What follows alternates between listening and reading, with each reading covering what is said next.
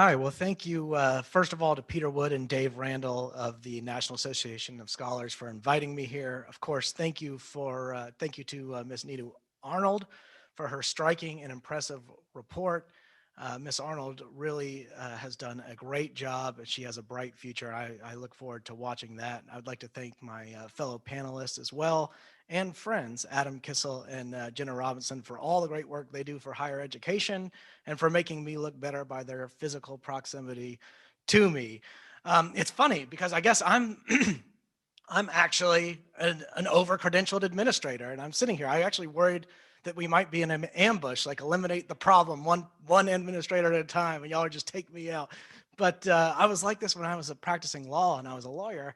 I would criticize the ABA, and I'd criticize state bar associations and all the things they do to sort of artificially inflate the cost of legal services. And now I'm a university administrator, sort of holding forth against administrative bloat. And so I guess I'm just a traitor to my guild no matter where I am. And so maybe I'm either featured here as part of the problem or as a traitor.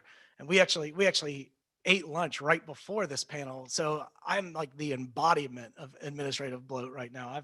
I am feeling pretty full. So at any rate, shortly before the pandemic, I was back at my alma mater, Furman University, and I was speaking there, and I was doing what one does when they return to the alma mater. You sort of walk around the campus and take in the sights. Greenville is a beautiful place. This campus is in the foothills of the Blue Ridge Mountains, and I just always enjoy sort of strolling through campus. But it's a lot different from when I was there. First of all, my first day of college was 9/11. That was my first day of class. I walked out of my first class and got word that the World Trade Center had been struck by a plane, and it was really a confusing thing. But I graduated in 2005, and when I went to Furman, tuition was somewhere between 25 and 30,000, which seemed astronomical then. Now it's like 52,000. So it really is getting outrageous. But a lot of changes have taken place. The cafeteria, which was brand new when I was there, has since been redone and is unrecognizable. It looks so different from just however long ago I was there. It doesn't seem like very long ago. It's getting longer as the years go by, but I feel as if I just left that place. And also, there are just so many more administrators. The current president seems to be a wonderful person, but she has sort of modeled her administration off of Baylor University, where she served as provost, and she came out of the business school at Baylor, which is not in itself problematic at all. I'm in a business school now, even though I'm a lawyer with a PhD in English. But I think the way that she has structured the leadership at Furman is an odd fit, especially because Baylor is roughly 7 times as many students as Furman has. So it's not immediately clear to me that a liberal arts college of Furman's modest size that still purports to prioritize teaching and student learning over other outcomes requires this dense level of bureaucracy. But as I was walking around, I saw all these administrators' doors that were closed, and I'm sure they were out raising money or something, but they weren't there. But it reminded me of this quote by Pope John the 23rd. He was asked, "How many people work in the Vatican?" And his response was, "About half." And that's kind of how it looked to me. We had all these administrators, and all their doors were closed. Um, but this report reminded me of a video that came out maybe 2 or 3 weeks ago, not very long ago. It was the Wall Street Journal did it, and it was called "How Public Universities Became So Expensive." And just to very briefly outline that video, it went something like this: federal programs designed to make higher education more affordable have had unintended consequences of making higher education more expensive. The Higher Education Act, which has undergone many different iterations since 1965, has changed the way that universities obtain their money, namely through student loans and Pell Grants and some of the other things we've already discussed today. But the ready availability of student loan money has created perverse incentives for these schools to raise costs. So rather than charging less, which was the idea behind these student loans, oh, we'll make college more affordable, but they've actually caused colleges to charge more. Um, and then some of these universities have big endowments, but endowments have all these restrictions, and they're tied into different things, and universities don't want to tap into them.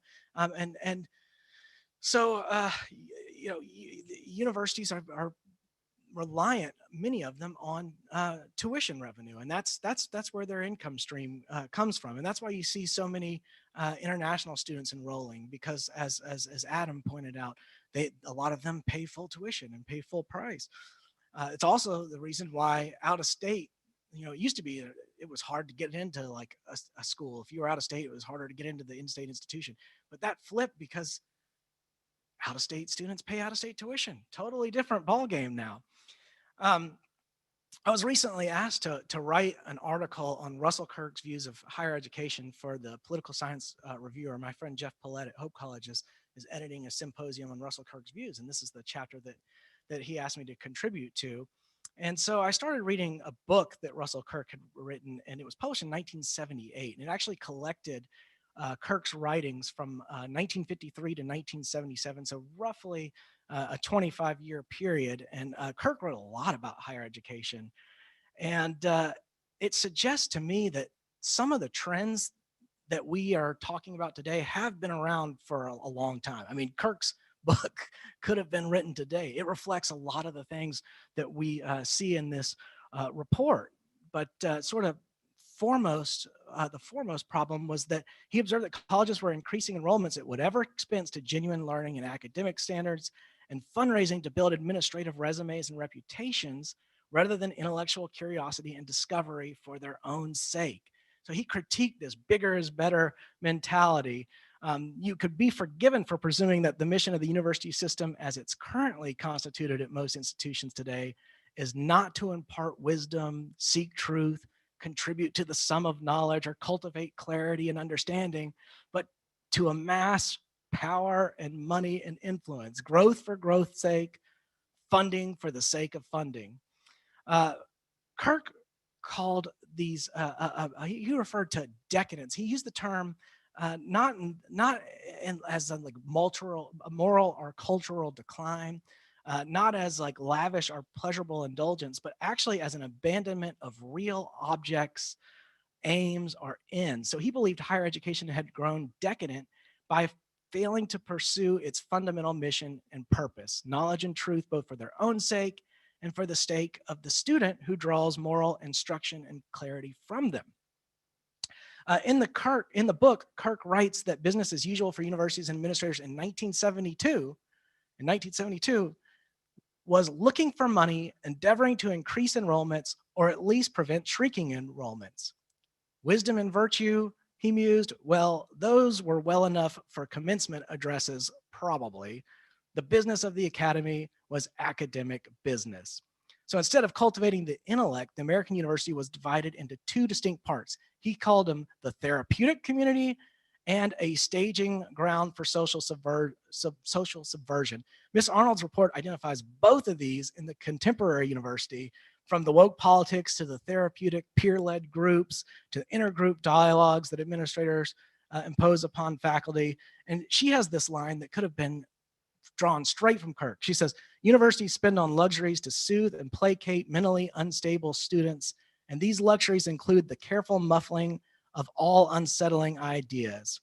She goes on to say, universities' investments in political activism and feel-good propaganda are not just ideological commitments, they are also ways to cater to student bodies comprised too largely of the entitled and the mentally unstable who, conflating comfort and safety, want universities to restrict the information they receive and the opinions that they hear. So Kirk explained that following World War II, colleges had begun to shift their focus from intellectual activities to pseudo-psychiatry. Instead of disciplining students' minds, which these new elements of the lonely crowd of the mass campus distinctly didn't desire, he said, universities and colleges began to minister to their feelings.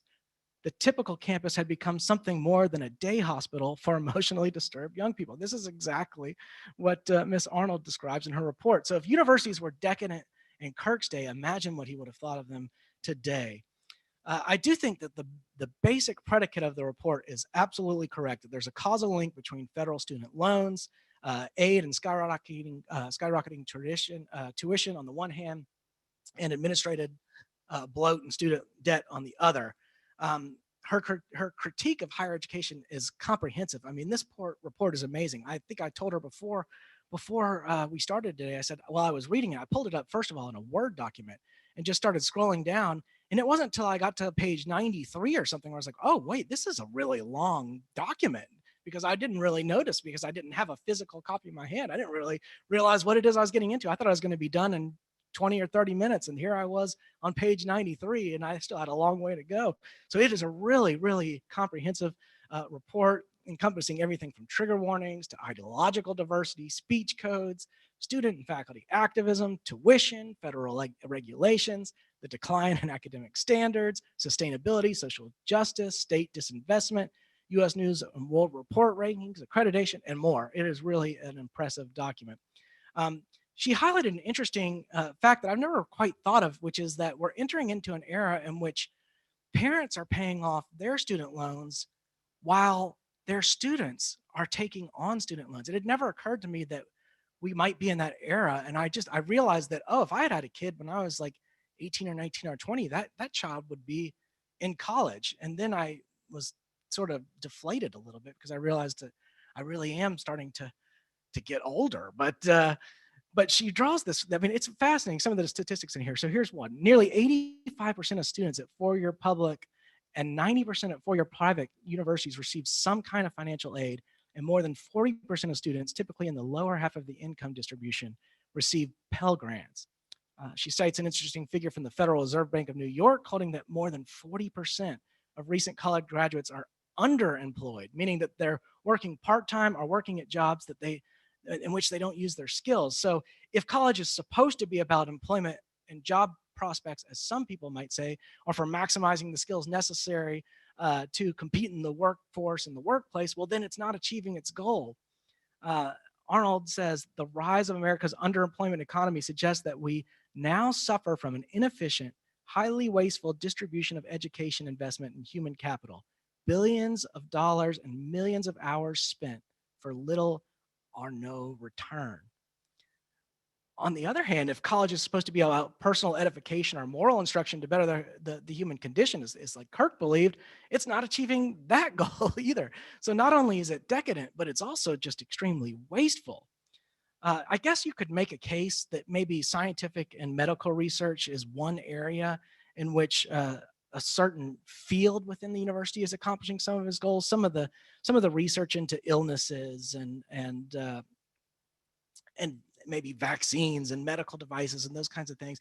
Some of that takes place, of course, through private enterprise, but some of it does take place in the university. But these are specific kinds of institutions serving particular fields within the broader university community. And they're distinct from the humanities and sort of the traditional liberal arts. But university administrators, they're fond of presenting the institutions as engines of economic progress. You hear this all the time. It's sort of like a refrain about how we are going to improve the economy, and these universities exist to sort of propel progress and all these things. But Miss Arnold shows that the student loan debt problem is actually a major problem for the economy. Aggregate American student loan debt, she says, now totals more than 1.5 trillion, incurred by 44 million borrowers. These 44 million borrowers have less disposable income, they consume less, and their savings are diverted to repaying their student loans. Would-be entrepreneurs must delay starting businesses, perhaps forever, while they pay back their student loans, and further, potential small business owners, made cautious by long years of debt, lose the taste for risk that is absolutely necessary for small business success. I think this is a tremendous problem. And another the interesting thing that the report raises is often conservatives blame the decline in traditional marriage and the family unit to sexual promiscuity and loose morals. Ms. Arnold shows that that student loan debt is also a major factor, because you have young people either delaying marriage, or to defray the cost of living, they cohabit before marriage because it's just so much cheaper to combine two people's incomes into one. She bemoans the level of remedial education that occurs in today's institutions. And she shows that despite the complaints among administrators and maybe lobbyists that state institutions, the diminished state appropriations are a big problem, she shows that these institutions are actually spending more. It's not that they're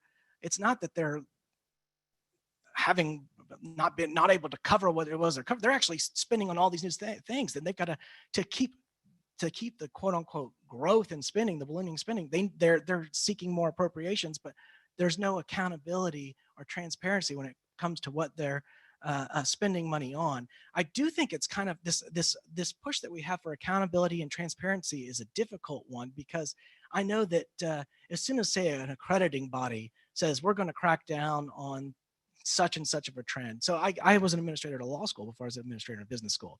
In about 2010 to 2015, there was this big push in journalism to expose law schools uh, for churning out too many graduates who couldn't find degrees, who couldn't pass bar exams, all this kind of stuff.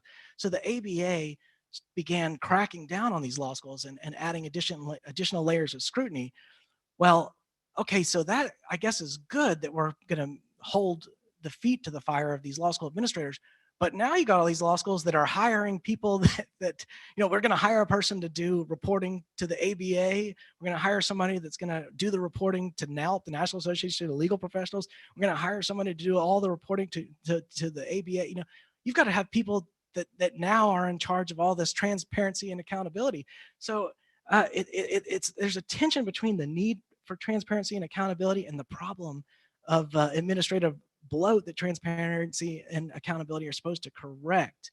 I guess I would agree with Adam. I'm less concerned about globalism as a corrosive ideology. I think if your concern is knowledge for the sake of knowledge, I don't see that it's harmful to have sort of the best and brightest minds from other places coming here and teaching their peers, and also learning to appreciate our country and our ways. So I don't know that cutting back on international enrollment is a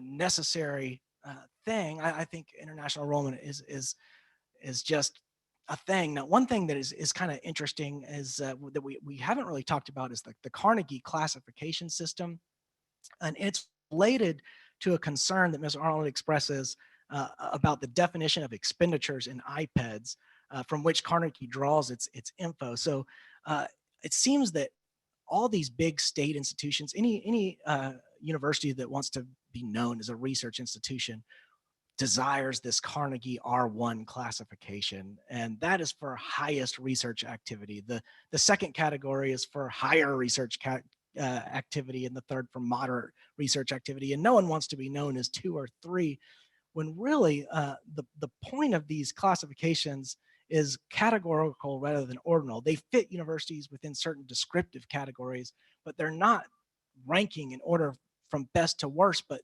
university PR,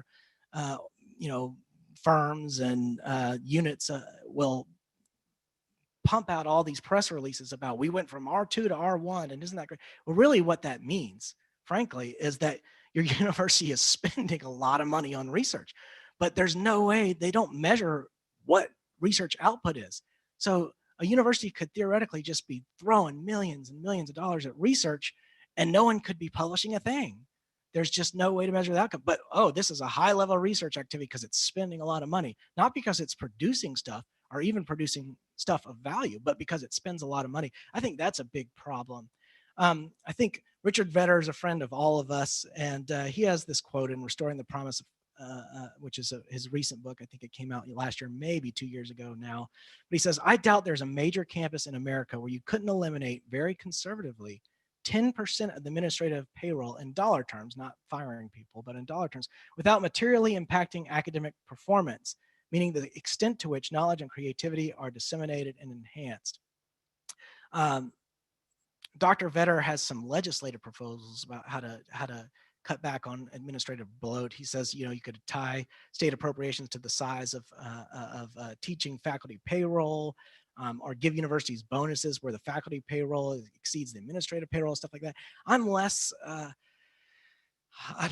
convinced by legislative action in this area. And I think the best way to cut back administrative bloat is just start with our federal student loan program and just eliminate it absolutely entirely. Just end it. Just end it. Will that happen? Probably not. But it would solve a lot of problems in the long run. Yeah, there will be some hiccups. Yeah, there are going to be some rough years. But in the long term, we would all be better off. A few interesting things to note as we're considering the sort of eventual demise of many different kinds of institutions in our country is there's a birth rate decline in the United States, and apparently a birth rate decline internationally, and a drop in demand for higher education. So we know that there just aren't going to be the same number of young people to populate all these buildings and institutions.